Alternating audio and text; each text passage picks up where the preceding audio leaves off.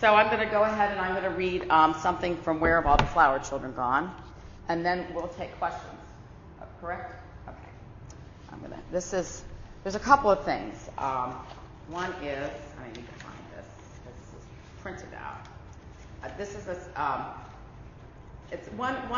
There's a couple of different segments about this book that I want to read from. One is answering the question, where have all the flower children gone? And the other one is called One Flower Child's Destiny. And I think because the last one's kind of impacting, made a big impact on my life, I'm going to kind of save that for the last, and then we can take questions and discuss the 60s or any questions that you may have about the books. Answering the question, where have all the flower children gone? This is a generation that likes to regard itself as unique, and this is the question people ask me all the time, and I'm like, they're everywhere. The answer in 2 words is they're everywhere, but this kind of explains it a little bit more. This is a generation that likes to regard itself as unique and beyond categorization. But based on dozens of interviews, it's become obvious that, just as in high school, many offspring of the 60s and 70s, 1960s and 70s, fall into certain classifications. So apologies to Greeks, jocks, and geeks follows as an informal taxonomy. However, the groups are hardly mutually exclusive, and people can switch from one to another as situations arise. The first group, and the biggest group, is called the moms and the papas. Generally, these are long married couples. They focus primarily on family, children, grandchildren, and parents.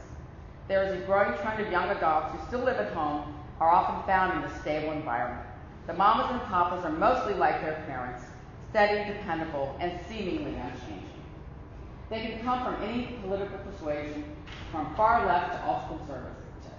Ron Miller and Mary Ann Tabasco, a profile later in this chapter, have been married since 1971, libertarian and political gadfly, Eugene Gaudio, and that means that he was pretty much of a conservative, had 6 children nearly 15 years apart, who have been helping with his various causes since they were toddlers.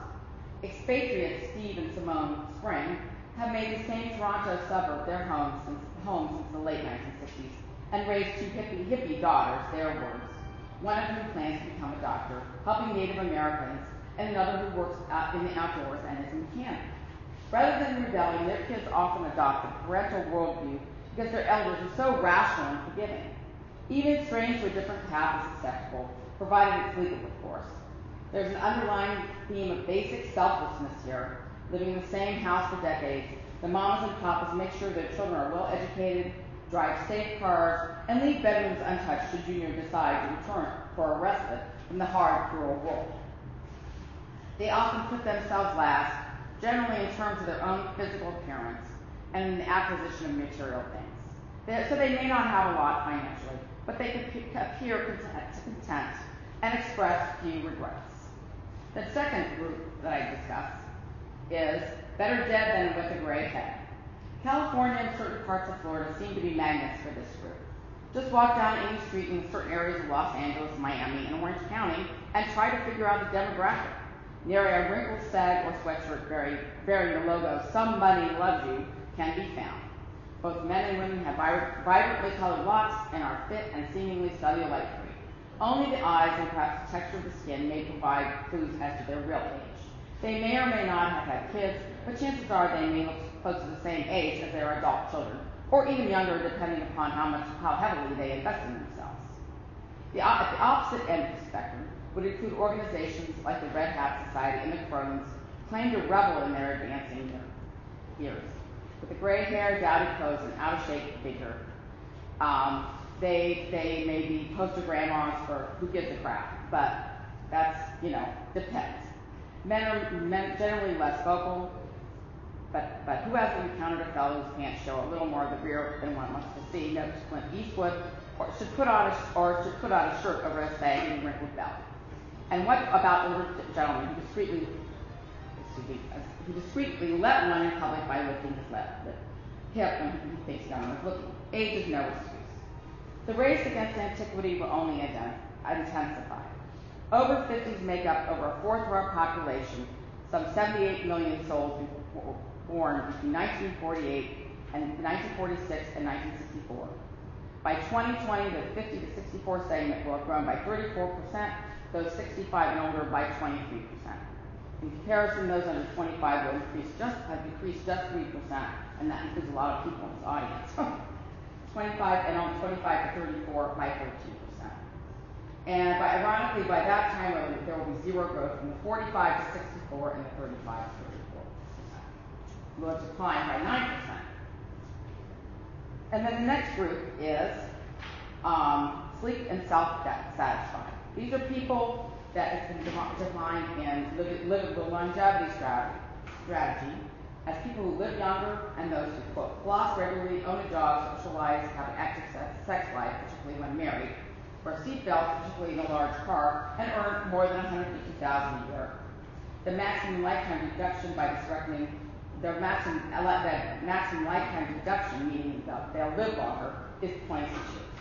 Thus, they can survive over a quarter century longer than their less privileged counterparts. It is into this category that many of the sleep and satisfied fall. Rarely active in a social or controversial arena, they have concentrated on earning money and taking care of themselves. If they do become involved in a charity or in that, it's for a personal agenda, to impress the boss or meet the right people. They may have marched against the war in Vietnam. Protests were always a great way to network and get to know members of the opposite sex, but may not admit to having inhaled, depending on who they're talking to. Few of them were interviewed for my book. They like to be seen, but generally not in print unless it's a society occasion. One might loosely have defined them as having been active within the campus establishment, in the top Greek sororities and fraternities, or as homecoming queens or beauty queen. But that is an oversimplification, because many of these people were sincerely committed to various causes and remain deeply involved due to strong personal convictions. Unlike other groups, their offspring either resist the parental lifestyle by outrageous and embarrassing actions, or become sleep and self-satisfied themselves, and thus a major financial drain. As parents who regarded babies as accessories, controlling what they wore and where they went to school, they must now deal with young adults who have developed a mind of their own and rarely know how to develop meaningful communication. The next group, the flower children, the next general group would be the questioning and questioning. It is in this rapidly expanding demographic that many of the divorced and widowed fall. Many more of us are divorced now, Margaret Costin writes in Time magazine. Middle age remains less forgiving to women than to men. No women's will ever change that. Our dads may have tuned out in their lazy boy recliners, but fewer of them dumped a first family for second wives and second wives. Women may now have the means to leave dead marriages, but few go on to collect trophy husbands or start new families. Perhaps Carlson should talk to some of these women, some of whom were interviewed for my book, and also include this author. Many women, especially over 50 and older, are perfectly content to be alone and explore the many options, both career-wise and personally, that are suddenly available to them. No longer responsible for cooking, cleaning, and the care of others, these women use their newfound freedom to live life to the fullest and achieve their goals, opening themselves up to new experiences, such as travel or taking along new projects. The same is true of men, but to a lesser extent. As Carson pointed out, males tend to remarry quickly or find someone to live with right away, regardless of the circumstances of the divorce or death. Children, even those in their 20s and beyond, can suffer. Not only have they lost their home base, but they must also contend with an extended family of stepbrothers and sisters who may be any age from their contemporaries and older to newborns. Single and married people fall into questioning and questioning as well. Often a major change, loss of a job or beloved family member, or an illness incites self-searching. They may leave positions or cities where they resided for decades for something totally new and different. One of the people interviewed for this book, Matthew Kiernan, worked as a film production and freelance editor, and he was contemplating establishing an art gallery in a city other than New York, where he resided for over 15 years. However, it wasn't until after September 11th and about the prostate cancer that he finally took action, and his gallery opened in January of 2003. People come up to me and say how amazing it is that I've started a business at my age, he observes, but I've reinvented my life on more than one occasion, and I sure don't envy the guy who's going to retire in 2 years and has no clue as to what to do with it.